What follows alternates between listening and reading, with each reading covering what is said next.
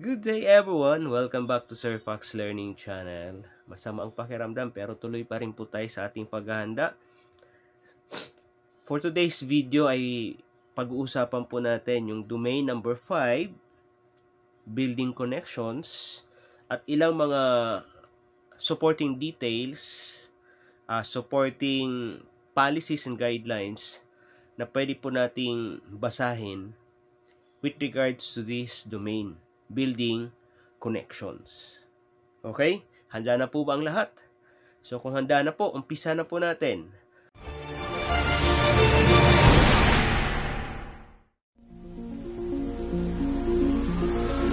So, ang ating domain number 5 for Philippine Professional Standards for School Heads is building connections. Isa po sa mga mandate on school heads na makikita po natin sa isang Republic Act. Anong Republic Act ito? Republic Act 9155 na may title na Governance of Basic Education Act of 2001. So, itong Republic Act 9155, dito po makikita po natin yung mandate on school heads pertaining to establishing school and community networks and encouraging the active participation of teachers, organizations, non-academic, personnel of public schools, and parent-teachers community association. So, mandato sa isang school head na i-establish yung community, yung school community. Encourage na maging active in participating teachers, organization, and academic personnel of public schools, maging active sila sa pagpa-participate sa mga activities na mayroon ang paaralan. Mababasa po natin yan sa Republic Act 9155. Okay? So, as a school head, ang school head ay may commitment din po yan in advocating that education is everyone's responsibility. So, the school head commits to advocate that education is everyone's responsibility. Hindi lang po yan kay teachers. The community, stakeholders are part of it. School heads are expected to be equipped with skills in relating with dealing with and for forging relationships with people. Hindi pwedeng self-centered si school head. Dapat marunong siyang mag-engage, makipag-engage. May connection siya. Mag-build ng connections. So, kung makatandaan po natin yung mga career stages dito sa domain number 5, no? Pa-level up habang pataas yung rank ni school head, pa-level up din dapat yung kanyang connections sa mga taong nasa paligid niya in the community. Isa sa mga activity, national activity at the same time school activity na pwedeng maipakita ni school head yung kung gaano kalakas yung kanyang connection sa community ay ang Brigada Eskwela. So, ang pinaka-latest po na DepEd order pertaining to Brigada Eskwela is DepEd Order number 21, Series of 2023. So, ito, basahin po natin yung ilang implementing guidelines about this DepEd Order 21, Series of 2023.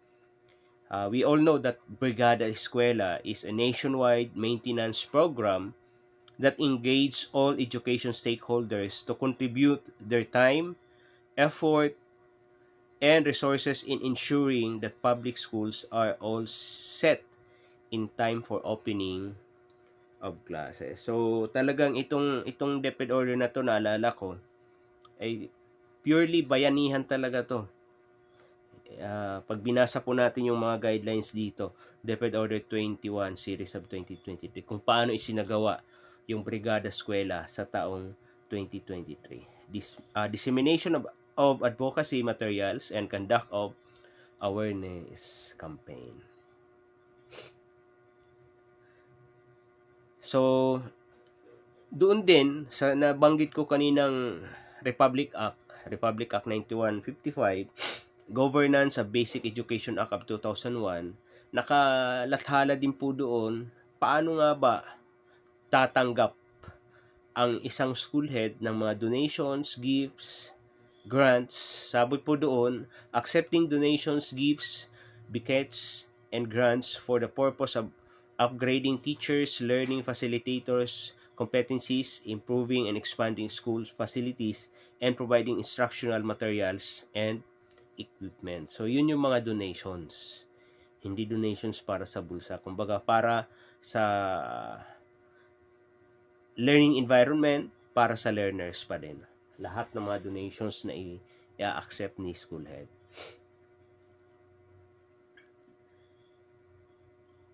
School head shall ensure that all donated items classified as property, plant, and equipment and properly recorded in the book of accounts as stipulated sa DepEd Order number 82/2011. Ang title po ng DepEd Order na to, DepEd Order number 82/2011, Guidelines on the Proper Recording of All Donated Property. So, usually sa brigada, hindi maiwasan talagang may mga magdo-donate dyan.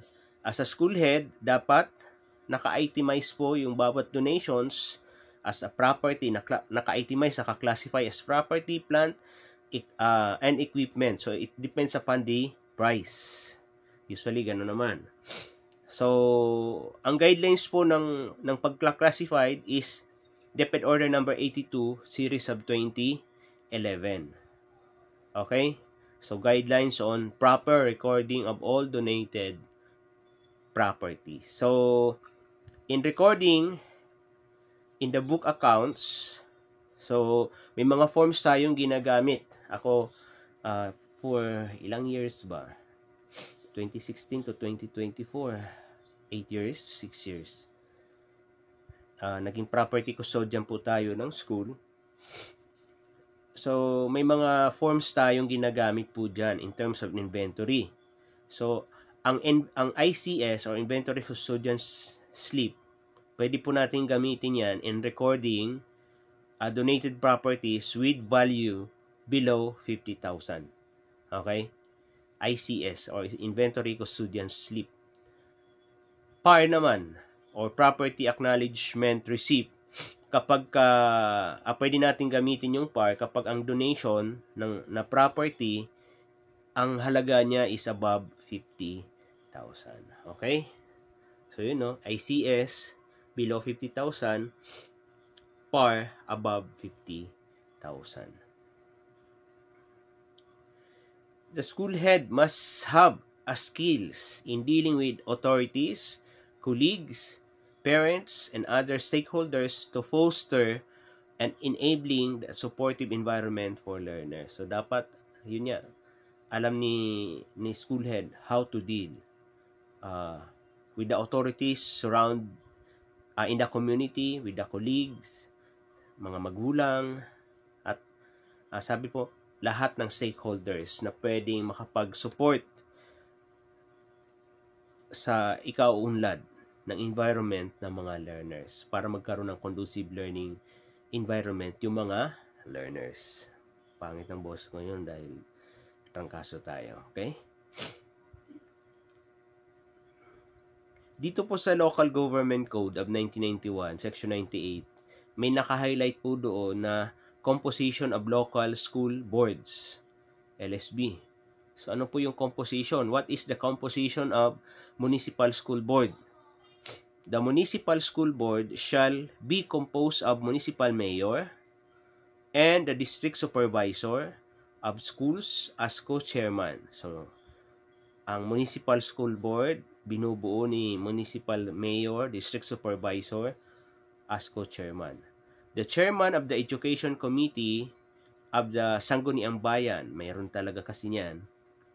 The Municipal Treasurer The representative of the federasyon ng mga sangguniang kabataan in the sangguniang bayan, the duly elected president of the Municipal Federation of Parents Teacher Association, the duly elected representative of the teachers organization in the municipality, and the duly elected representative of the non-academic personnel of public schools in the municipality as members. So ito po yung composition ng municipal school board or tinatawag din na local school board. The municipal school board shall be composed of the municipal mayor and the district supervisor as the co-chairman. And the chairman of the education, so nabanggit ko na rin kanina, pares lang din naman. The municipal school board shall be composed of municipal mayor. Ito yung mga options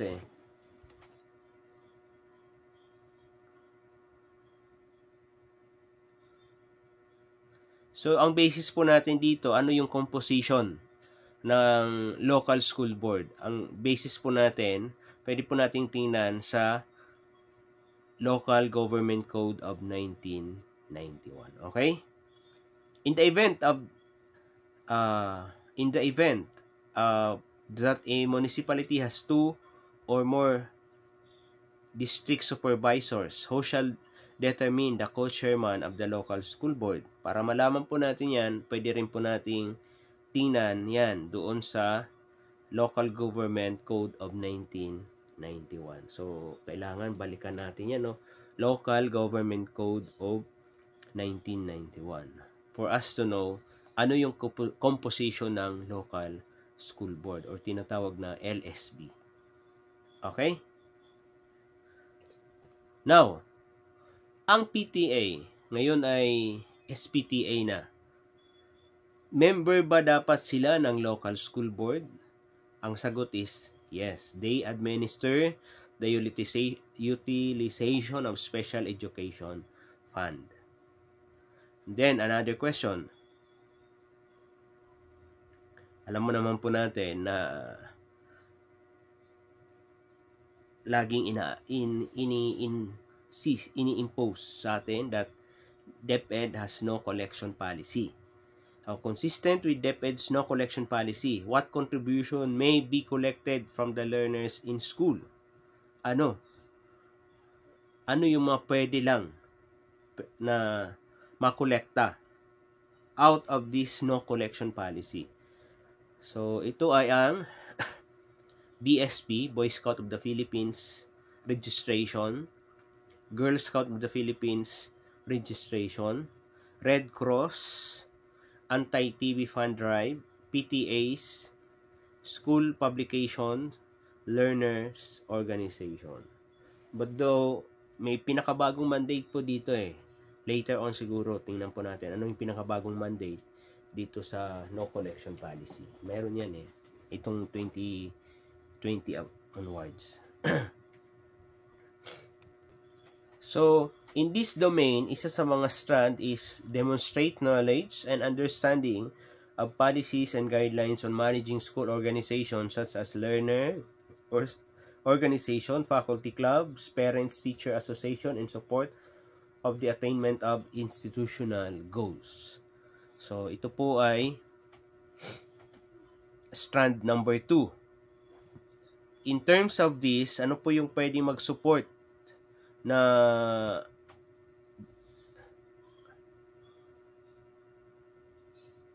issuance and policy? Itong DepEd Order Number 47 Series of 2014 known as the Constitution and Bylaws of Supreme Pupil Government and Supreme Student Government in Elementary and Secondary Schools as the SPD, SSG shall have the responsibility. Alright. SPD and SSG. Do ngayon, hindi na ulit. Hindi na siya SPG, hindi na siya SSG. May bago na namang guidelines pagdating po dito sa students organization. So, ito, May 5, 2023, Interim Guidelines of the Learners Government Program, LPG.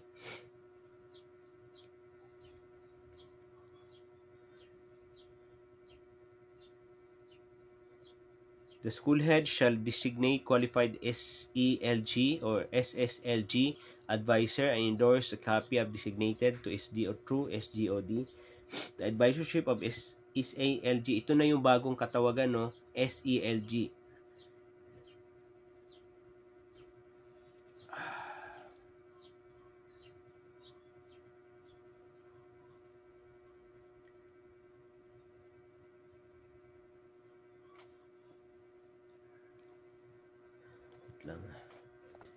Okay, no? Ito po ay DepEd Order number 47, series of 2014.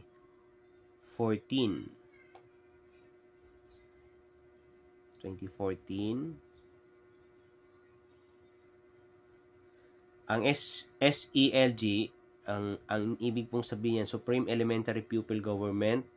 However, SSLG, Supreme Secondary Learner Government. Yun na yung tawag dati, SSG, SSC sa amin, nung panahon po namin.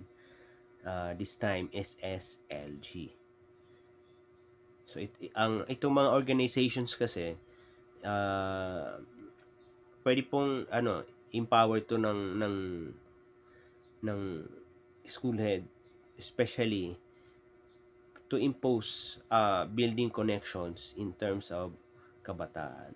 Ito din yung training ground ng mga kabataan in terms of leadership. Okay? So yung interim guidelines nitong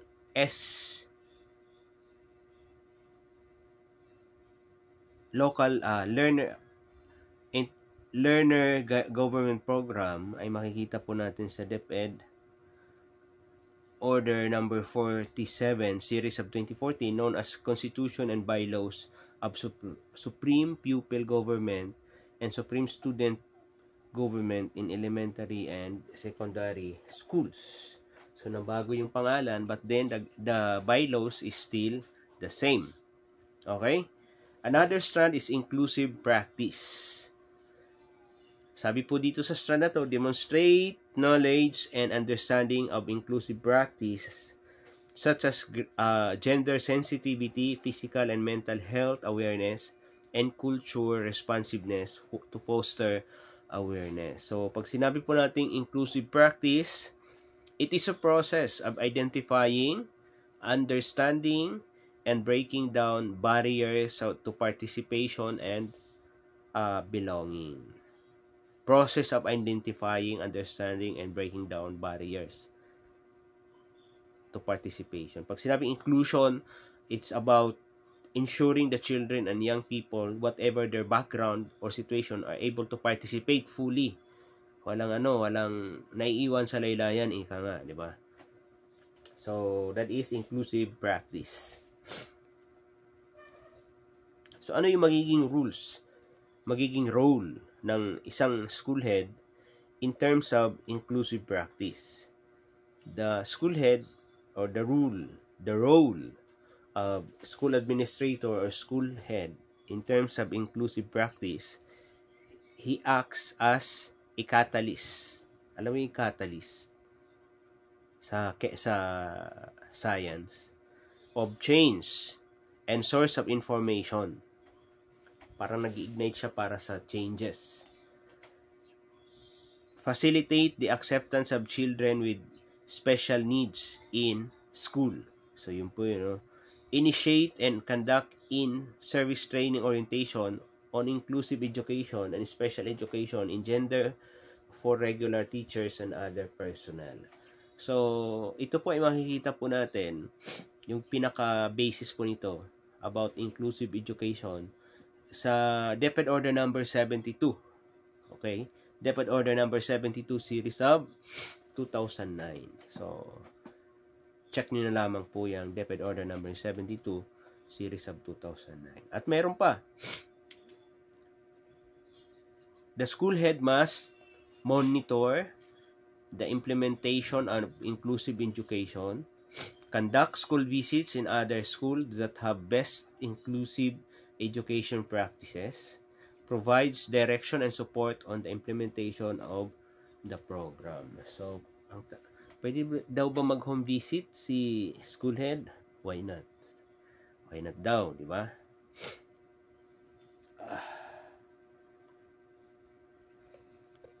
Another basis or guidelines na pwede po nating tingnan in terms of inclusive education, itong Republic Act number 8371. Take note, Republic Act 8371, an act of recognize, protect, and promote the right of the indigenous cultural communities or ICC or indigenous people or IP, creating a national commission of indigenous people, establishing, implementing mechanism, appropriating funds thereof, and for other purposes. So, dito po sa RA na to, 8371, sa Section 30, nakalagay po dun yung about sa educational system. Sabi po doon, the state shall provide equal access to various cultural opportunities to the ICC's IPs through the educational system. Public or cultural entities, scholarships, grants, and other incentives without prejudice to the right to establish and control their educational system and institutions by providing educational or education in their own language, in a manner of appropriate to their cultural methods of teaching and learning. Indigenous children or youth shall have the right to all levels and forms of education of the state. Of course, dapat meron din sila talagang rights in terms of education. So, though, bagamat may batas tayo patungkol po sa inclusive education, with regards to these indigenous people, may mga problem pa rin po tayo nakikita dito. Una na po dyan yung lack of access to education. Mapapansin po natin may mga nag-vlog, may mga fini-feature sa mga documentary sa YouTube na may mga lugar pa talaga na hindi naabot ng access to education.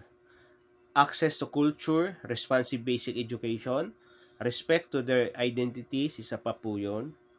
Promoting values of their traditional knowledge, skills, and other aspects of their cultural heritage. But as a school head, kung halimbawang ikaw man ay ma-assign sa mga lugar na to na may mga IPs or indigenous peoples, it is your responsibility to engage them, to inform them about their yung kanilang karapatan, yung kanilang karapatan. Okay? Strand 4, communication. Sabi po doon sa strand 4, demonstrate competent skills in speaking and writing as well as in utilizing communication platforms in communicating with teachers, learners, parents, and other stakeholders. So, yung pwede po nating basis na tingnan po dito is DepEd Order number 31 series of 2019 about Department of Education Service Marks as Visual Identity Manual. Yung mga logo, yung mga logo, may mga po yan. May mga meaning pala yung mga logo. May mga meaning. Yung DepEd logo na ginagamit natin right now. Yung open book. May 2 sea lions. Yung open book may 2 sea lions. Tapos may rope dun sa ilalim ng libro, ng book. Tapos yung shield. And then, meron ding map of the Philippines. Check nyo po yung bagong DepEd logo, Lighted torch with rays. So, itong identity ng DepEd logo ay pwede po nating i-check dun sa DepEd Order number 31 series of 2019, yung mga marks, ano po yung ibig sabihin per marks and identities. Yung logo na meron tayo right now ng Department of Education. Ipakita ko sa inyo na. Yan. Ito. Yung logong yan. Okay? Now, ito yung base dun sa DepEd Order number 31 series of 2019, ito yung mga ibig sabihin ng mga anong tawag nito? Nakalagay dyan sa logo. Yung shield, yung sea lions, open book, Philippine Archipelago. Ito yung mga ibig sabihin yan. Yung shield, which looks like an open hand, it represents DepEd as a caring and nurturing institution. Yung shield, yung parang yung parang ano tawag nito? Yung naka-form na parang U siya na in a form of shield. Nagre-represent po siya na ang DepEd is a caring and nurturing institution. However, yung dalawang sea lions na nakahawak sa book, holding an open book over a plate up which symbolize leadership and excellence. Yung dalawang sea lions, nagsisymbolize siya ng leadership and excellence. Okay? Nakahawak sa book. However, yung book naman, yung open book and lighted torch, yung open book at saka yung lighted torch, radiating its light over the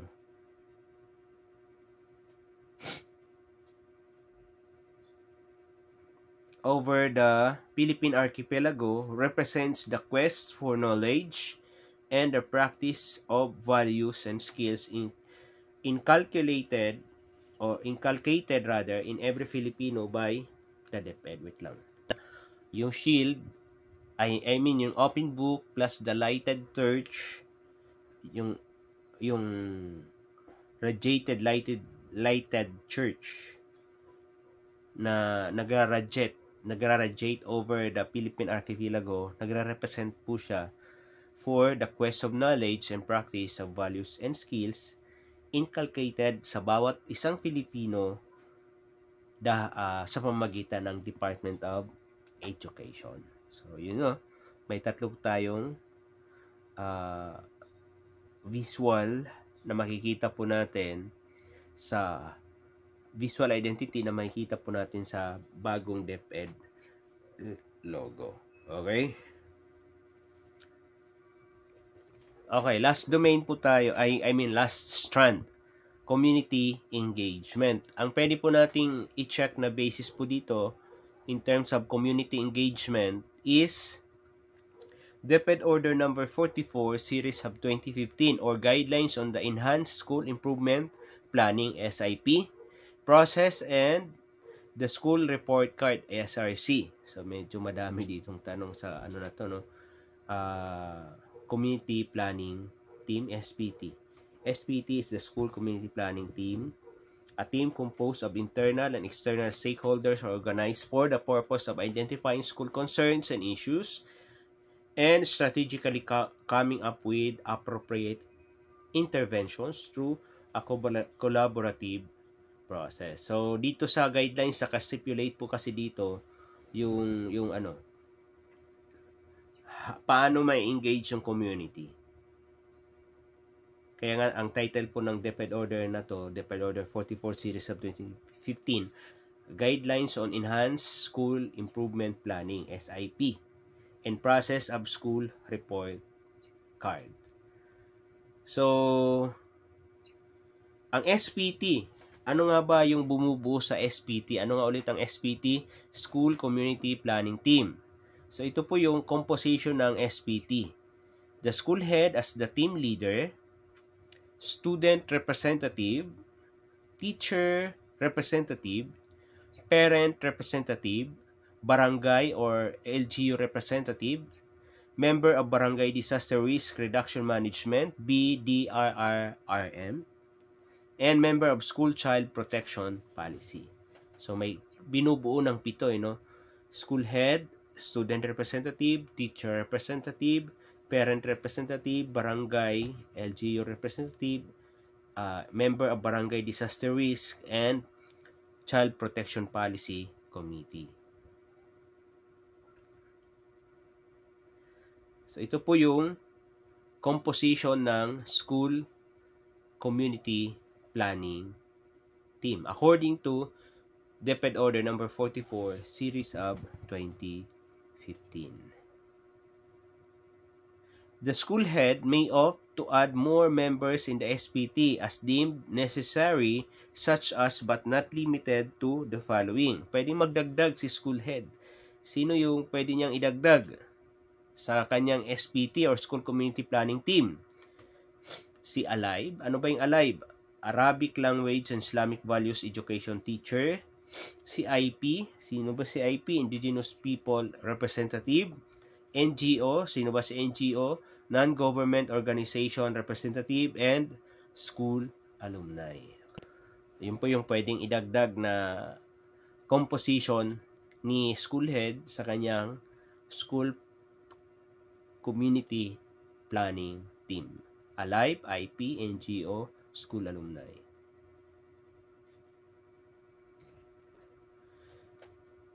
In managing people, it is easier to loosen than to tighten. Of course, anything worth doing does not have to be done perfectly at first. Dapat ang school head ay hindi perfectionist. Leaders should recognize that good performance, both their own and others, is a journey, not a destination. Alright, so yun po yung ating simpleng pagtatalakay sa mga guidelines and policies na pwedeng mag-support dito po sa domain number 5. First strand yung kanyang domain number 5 about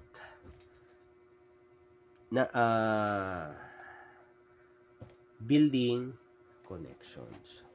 So bakit ko nga ba ginagawa to, no? So as part of preparation for the Inquest 2024 pero stipulated for 2023 kasi tayo po ay auditory learner. Pag nagre-review ako, kailangan naririnig ko yung aking nire-review. Kasi pag binabasa ko lang, walang pumapasok. At the same time, pag kailangan balikan, papanoorin mo lang siya sa YouTube channel. Diba? So, pag pinanood mo siya sa YouTube channel, mag-replay yung ads.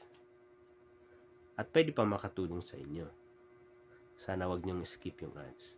Kaya pwedeng may natutunan ka na, nakatulong ka pa, kumita ka pa. That's all for now. See you next vlog. Kung bago ka sa channel ni Sir Pax, huwag mong kalimutang mag-subscribe at i-hit ang notification bell on. Happy learning and good cheer sa inyong paghahanda for Inquest 2024. God bless.